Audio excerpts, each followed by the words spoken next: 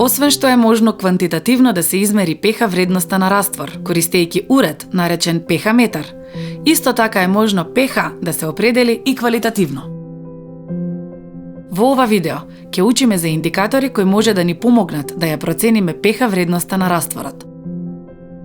Индикаторот ја менува бојата во зависност од pH вредноста на растворот што го анализираме. И поради тоа, тие се нарекуваат pH индикатори.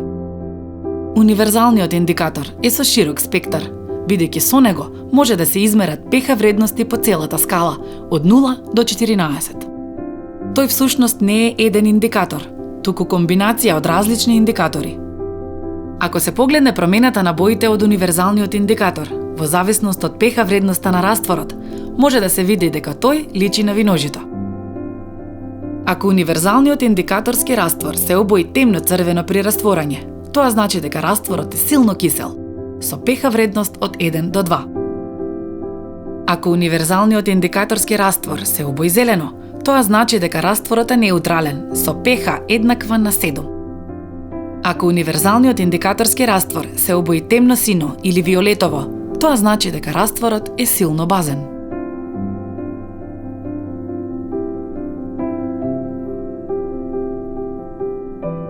Индикаторската хартија се однесува на ист начин.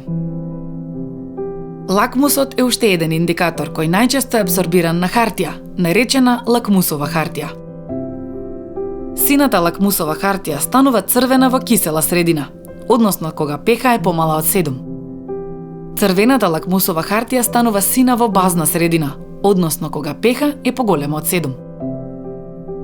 Фенолфталеин е индикатор кој вообичаено се користи за да се определи завршната точка при титрација на силна киселина со силна база или на слаба киселина со силна база. Неговата боја се менува од безбоен до бледо розов, при pH вредност од 8,2. Метил-оранж се користи за да се определи завршната точка при титрација на силна киселина со силна база или на силна киселина со слаба база. Тој има црвена боја при pH вредност помало од 3,1 и жолта боја при pH повисоко од 4,4. Да заклучиме. Индикатори се супстанци кои ја менуваат бојата при дадена pH вредност. pH вредноста при која индикаторот ја менува бојата е позната како негова завршна точка, која може да биде која била вредност. Вообичаени индикатори кои најчесто се сретнуваат се универзален индикатор, лакмус во форма на лакмусова хартија, фенолфталеин и метил-оранж.